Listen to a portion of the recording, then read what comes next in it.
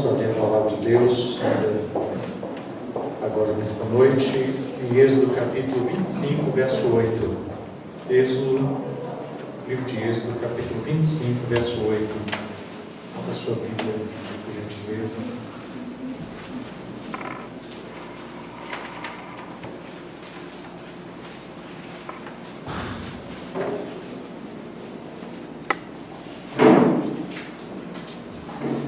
Êxodo 25, verso 8.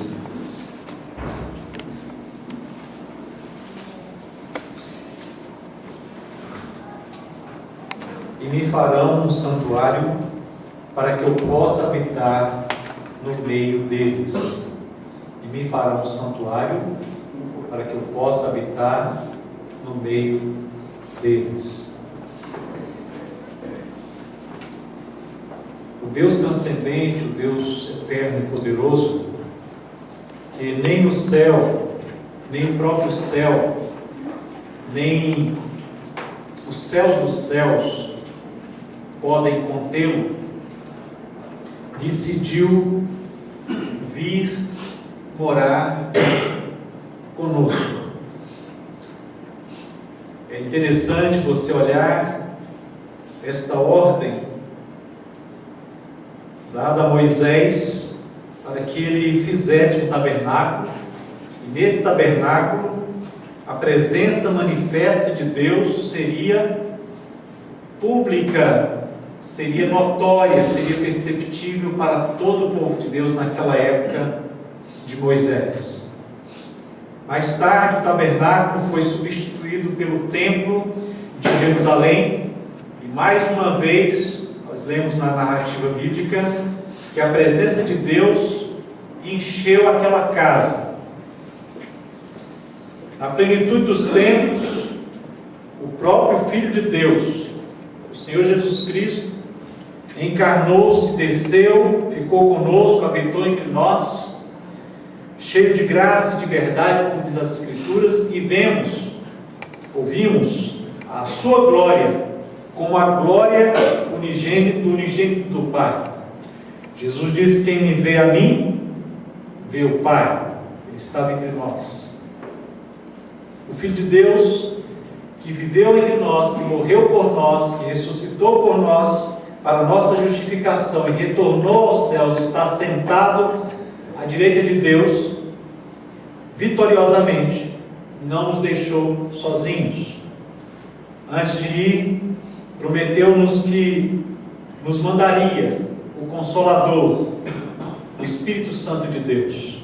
Então, enviou, conforme as Escrituras dizem, outro Consolador, para que, estando conosco, sempre habitando em nós, fizesse com que o nosso corpo frágil, um vaso de barro, ao mesmo tempo fosse também um lugar santo, um lugar onde de fato o Espírito de Deus, o próprio Deus, habita. Lendo o texto de Êxodo e depois nos reportando mais tarde à carta de 1 Coríntios, de Paulo aos Coríntios, a primeira carta, no capítulo 3, verso 17, o apóstolo Paulo diz assim, verso 16 e 17: não sabeis que sois santuários de Deus e que o Espírito de Deus habita em vós? Se alguém destruir o santuário de Deus, Deus o destruirá, porque o santuário de Deus, que sois vós, é sagrado. Bem, essa é a história da habitação de Deus conosco em nós. Primeiro, habitação no tabernáculo, depois no próprio templo, e agora o templo da graça habita a nós todos. Tanto habita a igreja coletivamente, como nos habita ou habita em nós individualmente, pela presença do seu Santo Espírito. Não há de se falar em vida convertida, em nova natureza, sem a habitação do Espírito Santo de Deus. Imaginemos que nós pudéssemos construir um templo para Deus habitar. Imaginemos que nós tivéssemos todas as condições para construir este lugar. O que faríamos? Será que usaríamos o melhor que temos para este lugar? Não estou falando de templos feitos por mãos humanas, propriamente de tijolos e barro. Mas se nós pudéssemos construir a nós mesmos para habitar o Senhor, se nós fôssemos autores da nossa própria criação, o que faríamos conosco? Eu gostaria de pensar nesta noite, irmãos, sobre o fato de que nós somos a morada de Deus. Nós somos a morada de Deus. E nesse caso, à luz do que a Escritura nos indica, desde lá, quando Deus decidiu morar conosco, habitar entre nós, até nos dias de hoje, o fato de sermos a morada de Deus traz implicações tremendas para a nossa vida. Traz consequências seríssimas para a nossa vida. À luz desse texto de Coríntios, desta verdade magnânima de Coríntios, desta afirmação contundente de Paulo, nós precisamos tremer diante dessa afirmação. Que nós somos templo, nós somos, de fato, o santuário de Deus, não feito por mãos humanas, ainda que nós gostássemos ou pudéssemos querer fazer um belíssimo santuário para Ele, ainda que nós possamos construir um templo todo cheio de barro e de pedra, de tijolos, de argamassa, todo cheio das maiores riquezas, não poderia conter o nosso Deus. Mas Ele habita em nós. E porque habita em nós, o que isso nos traz como grande responsabilidade? Ou quais são as grandes responsabilidades que estão implicadas aí? Primeiro, Coríntios afirma que o nosso corpo é sagrado. Eu não sei o que você faz com o seu corpo físico, eu só posso ver. Eu não sei o que você faz, como você o trata, como é que é a sua vida. Eu conheço o que eu faço com o meu corpo. Mas certamente nós não estamos lidando com uma criação qualquer. A Bíblia afirma que o meu corpo é um lugar sagrado. Não apenas por quem o criou, mas sobretudo por quem habita nele. Não pelos méritos do corpo em si, porque a palavra de Deus afirma que este templo se desfaz ao longo dos anos. E quanto mais nós passamos os anos, os dias, as semanas, os meses, nós sentimos que esse templo vai se desfazendo. Mas ele é sagrado de tal forma que, embora frágil, mortal, sujeito às intempéries, sujeito às cãs, à velhice, sujeito ao desgaste do tempo, ao cansaço, ele é, segundo as Escrituras, a habitação do Deus que os céus dos céus não comporta. É a habitação do Espírito Santo de Deus, porque ele é morada do Senhor, não por decisão nossa, mas por decisão do Senhor. Deus não pisa em solo que não seja sagrado. Deus não habita em santuário que não seja conforme a palavra mesmo indica, santo. É por isso que nós precisamos entender que quando Paulo diz que se alguém destruir o santuário de Deus, Deus o destruirá, Paulo não está falando apenas de uma ameaça. Paulo está falando do fato de que nós temos a grande responsabilidade de, olhando para o nosso corpo, entender que não podemos profanar aquilo que é sagrado ao Senhor.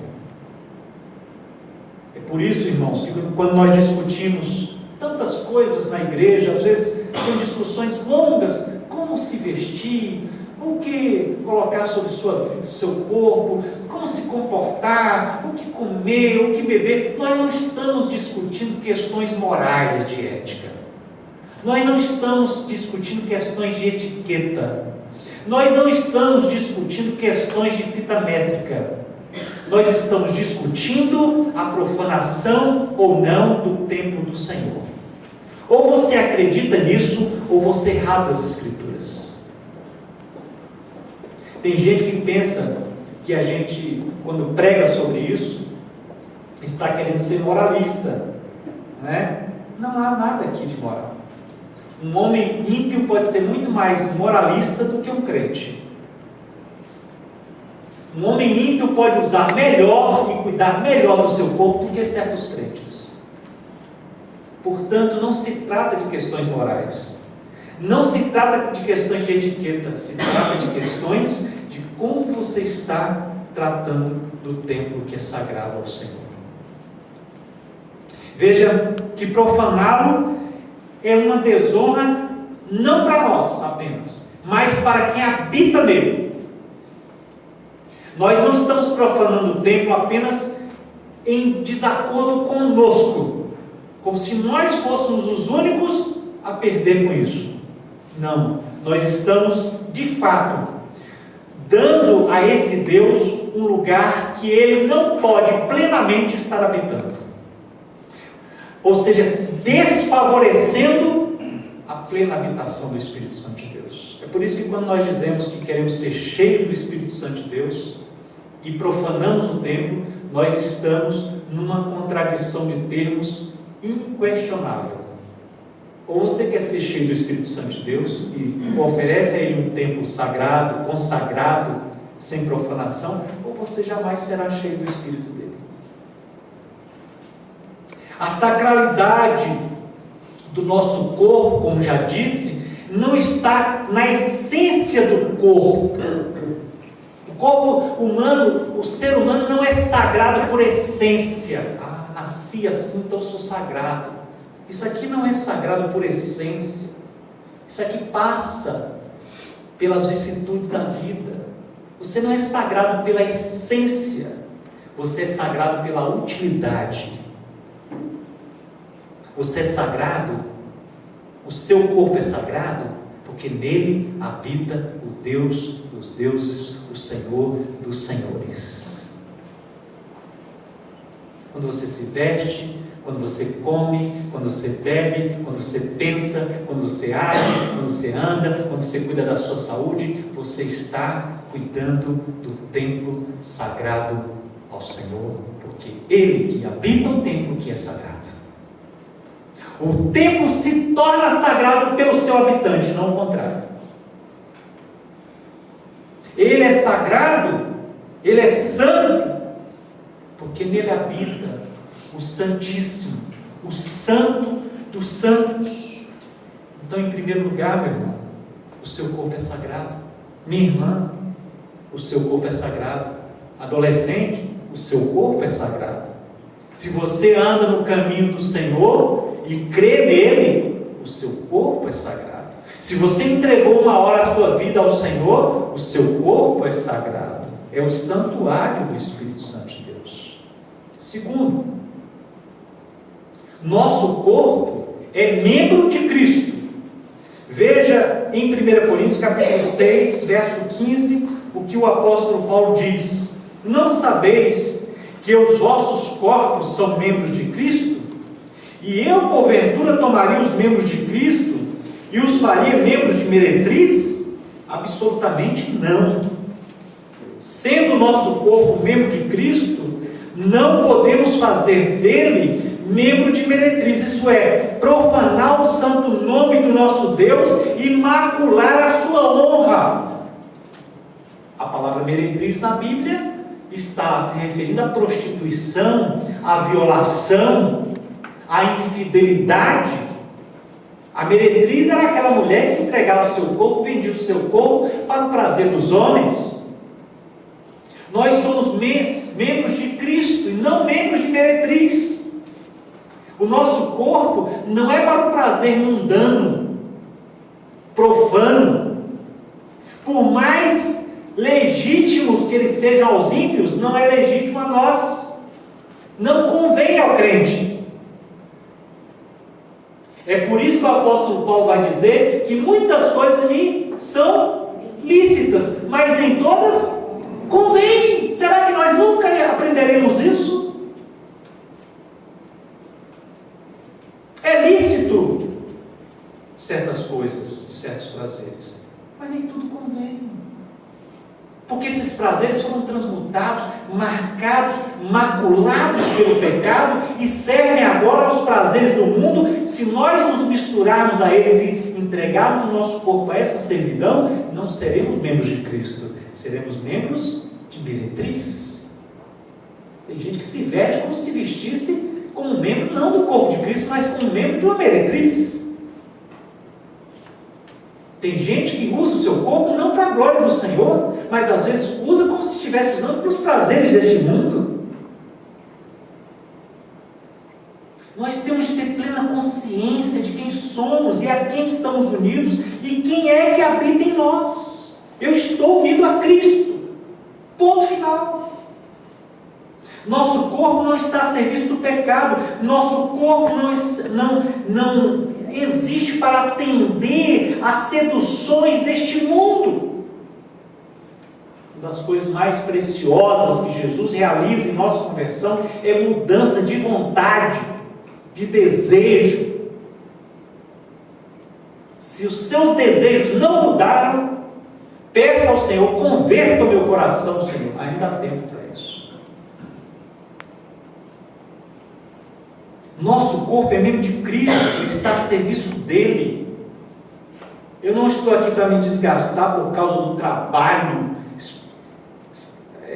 terrível que muitas vezes temos de elaborar nesta terra. Não estou aqui para me desgastar em favor deste mundo vão e dos prazeres deste mundo. Eu estou aqui sim para entregar o meu corpo a Cristo e para desgastá-lo em nome dele.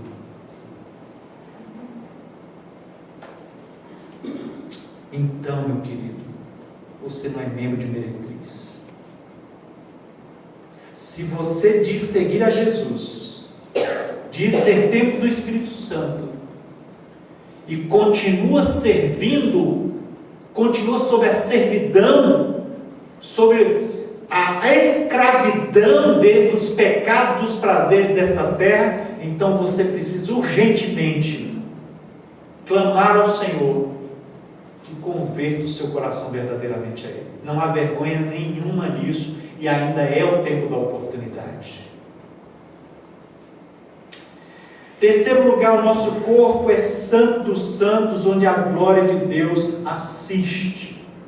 Nesse mesmo capítulo, verso 3, capítulo 3, verso 16, diz: não sabeis que sois santuário de Deus e que o Espírito de Deus habita em vós? Novamente, observando essa citação, a palavra santuário no texto, onde o Espírito de Deus habita, não é templo comum. A palavra santuário aqui no original é santo dos santos. E isso nos chama a atenção. O lugar mais sagrado do templo é o santo dos santos. Assim o era no templo em Jerusalém, assim o era no tabernáculo. Quer dizer, não é o átrio do templo, não é nem o templo em si, é o santo dos santos. A palavra grega que faz menção a santuário aqui é santíssimo. É como se nós pudéssemos traduzir de certa forma: não sabeis que sois santíssimo, lugar santíssimo onde Deus habita?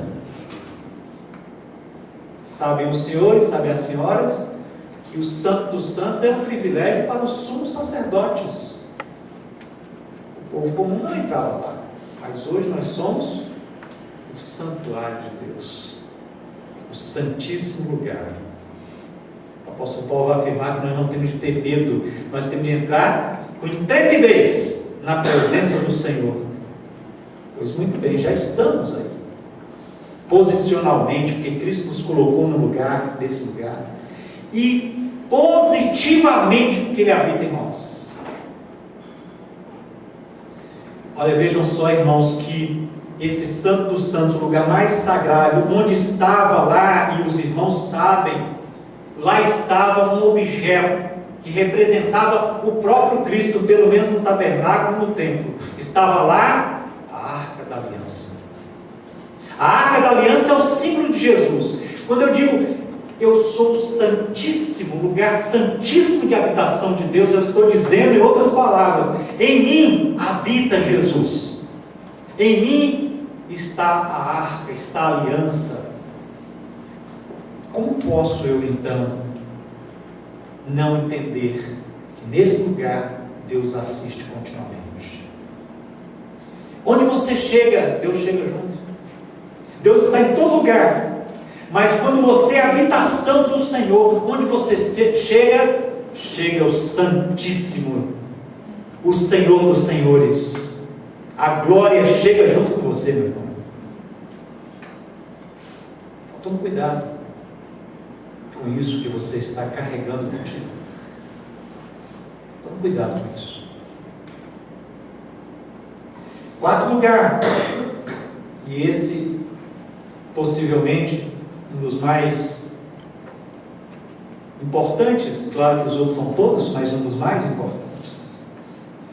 Lá voltando ao texto de 1 Coríntios capítulo 6, verso 19, a palavra de Deus faz uma outra afirmação. Acaso não sabeis que o vosso corpo é santuário do Espírito Santo, que está em vós, o qual tendes da parte de Deus, e que não sois de vós mesmos?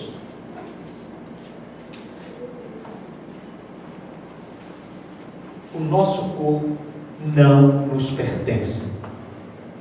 Já pertenceu. Já foi seu. Tinha uma comediante, passar na televisão, mulher, acho que é coisa de comida, não sei como é que é, não lembro muito bem, ela disse, uma das frases, ela dizia, isso não te pertence mais. O seu corpo não pertence mais a você. Você sabia disso? Ah, mas hoje eu resolvi que eu vou tatuar meu corpo inteiro hoje. Peraí, mas você orou ao Senhor por isso? Você pediu permissão a Deus para fazer isso? Hoje eu vou pintar o meu cabelo de... Nada contra pintar cabelo. A Gabi pintou o cabelo de azul, achei legal, viu, Gabi? Mas tem gente que gosta de pintar, sei lá, hoje eu vou pintar o meu cabelo de roxo, sei lá. Gente, nós não temos às vezes consciência do que fazemos com o nosso corpo. Não é uma questão de discurso moral, mais uma vez eu reafirmo isso. É porque nós não nos pertencemos a nós mesmos. Simples assim. É interessante que Paulo faz uma pergunta, quase uma pergunta irônica. Quase uma ironia. Depois de tudo que vocês aprenderam, acaso não sabeis vós que o vosso corpo é santuário do Espírito Santo, que está em vós, o qual tendes da parte de Deus, e que não sois de vós mesmos? Nós fomos criados por Deus, remidos por Cristo, selados pelo Espírito Santo, para sermos propriedade exclusiva de Deus. Eu não tenho mais direito sobre o meu corpo. Eu não sou dono do meu corpo. Eu sou apenas mordomo, administrador. E eu vou prestar contas a Deus de tudo que eu fizer desta minha administração. Vou repetir. Você vai prestar contas a Deus, tintim por tintim, de sua administração sobre o seu corpo. Se você é desleixado com sua saúde, você vai prestar contas a Deus. Se você usa o seu corpo, esse corpo mesmo, físico, para o prazer desta terra, você vai prestar contas a Deus. Olha, pode ficar certo disso. Vai prestar contas direitinho. Por que você fez isso? Mas eu não te mandei fazer isso.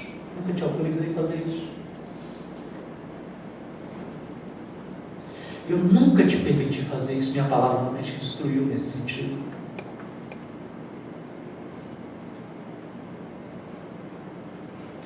Não podemos mais usar o nosso corpo, por exemplo, para impureza. O que você faz com o seu corpo na calada, em oculto? Não me fale. Fale para Deus. Se você quiser conversar comigo em particular depois, tudo bem. Mas a pergunta é: o que você faz quando as pessoas não estão olhando você?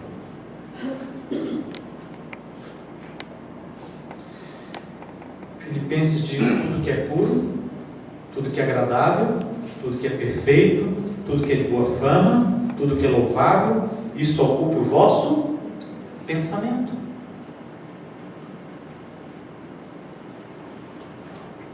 É ou não é obrigação nossa? O que você está comendo? Como que está comendo? Isso é importante. Tem um desenho de vez em quando eu cito lá em casa. Hoje eu falei com o Ludmilla. O Ratatouille. O Ratatouille tem um irmão. São 2 ratinhos, 2 ou 3 ratinhos, mais rápido. Um desenho muito legal. E tem uma hora que ele fala com o irmão. Ele, o Ratatouille, é um chefe de cozinha. É um negócio bem fantasioso. Você já assistiu. Tem uma hora que ele encontra com o irmão dele, que é barrigudo, aquele rato de esgoto mesmo. Lá nada. Aí ele está comendo alguma coisa, o Ratatouille pergunta assim para ele: o que você está comendo? Assim, não sei não, eu estou comendo. Tem gente que é assim. Come porcaria, enche o corpo do que não presta e diz assim: eu sou um homem de Deus. Glutonaria, vai beber, não sabe, porque beber não é o problema. A Bíblia nunca proibiu beber, tomar o vinho, nunca foi proibido. Onde é que está proibido isso? Em lugar nenhum. Só que o problema nosso é que nós não sabemos fazer isso. Usamos o nosso corpo muitas vezes, os prazeres da carne, somente para dar mau testemunho quando estamos usando o nosso corpo. Nós somos muitas vezes mordomos infiéis. E aí é que está. Não é nosso. Quando a gente tem alguma coisa que nos foi emprestada, a gente tem que ter maior cuidado, maior do que se fosse nossa. Ou não é assim? Então eu tenho um corpo emprestado por Deus. Ele foi me dado, delegado para mim, a mim, aliás, mas não é meu. Eu vou devolvê-lo ao Senhor.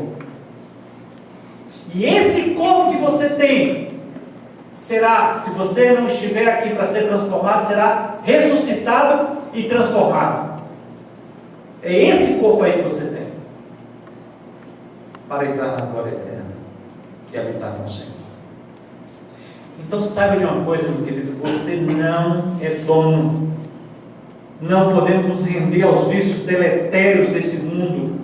Não podemos destruir o nosso corpo com práticas invasivas, perniciosas, subjugando o nosso corpo à escravidão do pecado, dizendo: eu faço o que eu quero com o meu corpo. Pai, não, vírgula, porque não é seu mais. Ele é de Deus. E Deus vai pedir contas do seu corpo. E por fim, o nosso corpo foi comprado por alto preço. Capítulo 6, verso 20. A primeira parte do verso 20 diz assim: porque fostes comprados por preço.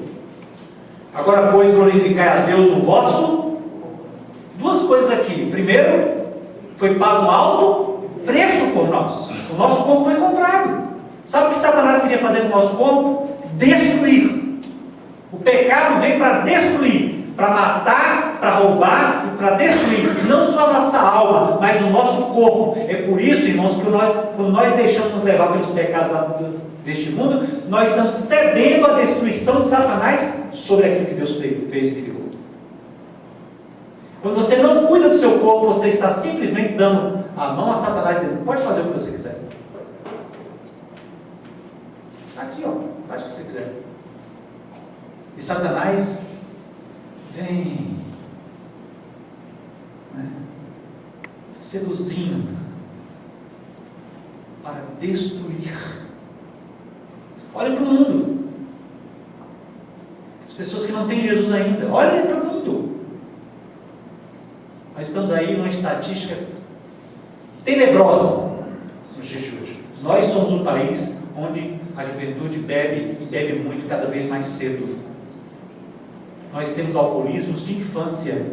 Cada vez a estatística está aumentando. Alcoolismo de infância. Não é que a criança vai lá e pega uma cerveja e bebe, não é que o pai dá. Dá. Começa de infância. No aniversário da criança. Drogas. Praia da Costa aqui, irmãos. Pensa que gente mora na Praia da Costa. Está morando em apartamento isso aqui é um consumo de droga, cocaína. Pessoa rica, sai de manhã, todo engravatado, bonitinho, cheirosinho no carrão. Toxicômano. Estou falando isso porque eu converso com gente que sabe do que está ocorrendo aqui. Deletério. Tem crente dentro da igreja, sentado nos bancos, viciado. Viciado em comer muito, viciado em beber. É trágico. É trágico. Nós fomos comprados por um preço e nós não estamos dando valor ao preço que foi pago. Nós estamos simplesmente dizendo esse preço que foi pago, que é o preço de sangue. O preço não foi dinheiro, foi sangue derramado no Calvário. Alguém deu a vida por nós. Jesus deu a vida para que nós estivéssemos ainda aqui, de pé. Embora pecadores, Deus investiu tudo em nós. Ele não nos comprou para sermos coisas, como coisas perecíveis. Mas Ele nos comprou para a sua glória. Ele não nos comprou com coisas como ouro, prata. Ele nos comprou com o sangue do Cordeiro. Tem que pensar nisso, querido. Vou fazer com o meu corpo hoje o que me der na cabeça. Pensa! Esse corpo foi comprado. Não foi por prata, por ouro. Não foi. Foi por sangue. Ele derramou sangue por você para pagar o seu corpo. Conclusivamente, o verso 20 fecha a questão. Devemos glorificar a Deus no nosso corpo.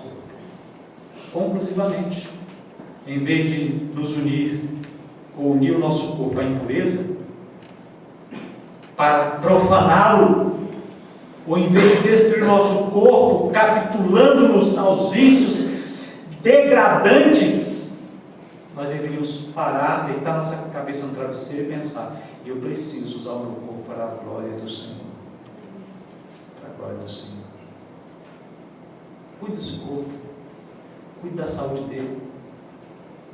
Não se suicide a conta-gotas. Coloque sobre ele o melhor que você tiver. Embeleze-se na medida do possível para a glória do Senhor. Não embeleze para virar um palhaço de circo, uma palhaça de circo. Saiba ser moderado com o uso das coisas, com a bebida, com a comida. Afinal de contas, a Bíblia diz que é comais, que bebais. O quê? Fazer tudo para a glória de Deus. Eu gostaria que os irmãos pensassem nisso. Esse santuário não foi feito por você. Por mais que você quisesse o desejo de fazer um bom santuário para Deus, jamais nós podemos construir um santuário onde Deus habite. Ele fez o santuário, Ele nos deu o santuário, Ele habita no santuário e Ele vai pedir conta do santuário. Você é o santuário. Nós somos o santuário. Que Deus tenha misericórdia de nós. Que nós repensemos a nossa vida. Nós repensemos a utilidade do nosso corpo. E repensemos a gravidade de sermos habitados pelo Deus, cujos céus e céus não podem contê-lo. Vamos orar. Ó meu Deus, ajuda-nos de forma que possamos tomar ciência e praticar, vivendo de forma justa, sensata e piedosa, cuidando do nosso corpo para a glória do Senhor. Ele é tão valioso ao Senhor. Ele é a habitação do Senhor. Ele é para a glória do Senhor. Que nós não permitamos, Senhor, que Satanás venha nos sugerir o uso desse corpo para os bens e prazeres deletérios deste mundo, para a prostituição, para a fornicação, para a pornografia, para a bebedice, para a glutonaria e tantos outros pecados que não nos lembramos aqui, para o mau pensamento, para guardar mágoas, para nos desgastarmos inutilmente na busca de dinheiro, de bens desta vida, nós possamos nos render e dizer: meu corpo é teu, a minha vida é tua, a mim cabe administrar. Eu me rendo a ti, Senhor, me consagro a ti, não só a minha alma, mas o meu corpo é consagrado a ti. Oramos assim em nome de Jesus. Amém. Vamos adorar o Senhor ainda nesta igreja.